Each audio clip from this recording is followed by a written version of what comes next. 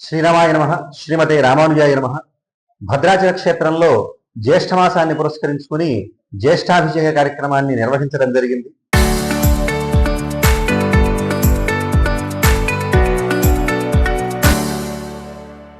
మనకి శ్రీకృష్ణ సంహిత అని పాంచరాత్రాగమంలో ఉన్నటువంటి సంహిత తెలియజేస్తోంది.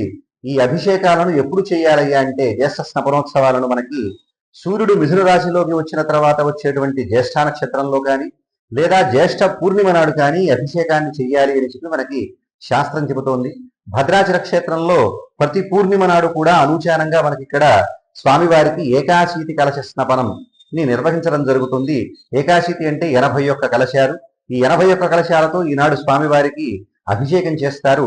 దీనికి పూర్వరకంగా నిన్నటి రోజున స్వామివారికి అంకురారోపణాది కార్యక్రమాలన్నీ కూడా ఉత్సవాంగంగా నిర్వహించడం జరిగింది. అగ్ని ప్రతిష్ఠ, అలాగే రక్షాబంధనం మొదలైనటువంటి కార్యక్రమాలను, అలాగే కలశ స్థాపనాది కార్యక్రమాలన్నీ కూడా చేసుకుని ఈ నేటి ఉదయాన్నే స్వామివారికి నిత్యార్చనాదులు అన్నీ కూడా ముగించుకుని ఆ తర్వాత స్వామివారి యొక్క ఏకాశీతి కలశ స్నపనానికి సంకల్పాదులు మొదలైనటువంటివన్నీ కూడా చేసి ఒక క్రమ పద్ధతిలో ఈ స్నపనంలో ఆవాహన చేసినటువంటి కలశంలో ఉన్నటువంటి విశేష తీర్థాన్నంతా కూడా స్వామివారి పైన అభిషేకించడం జరుగుతుంది.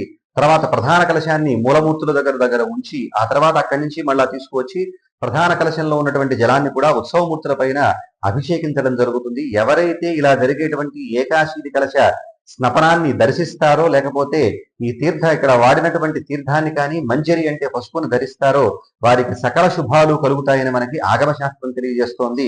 అంతేకాకుండా ఎవరైతే ఈ కార్యక్రమాన్ని నిర్వహిస్తారో వారికి సకలాభిష్ట సిద్ధి కలుగుతుంది అని మనకి నారదీయ సంహిత అనేటువంటి గ్రంథం తెలియజేస్తోంది.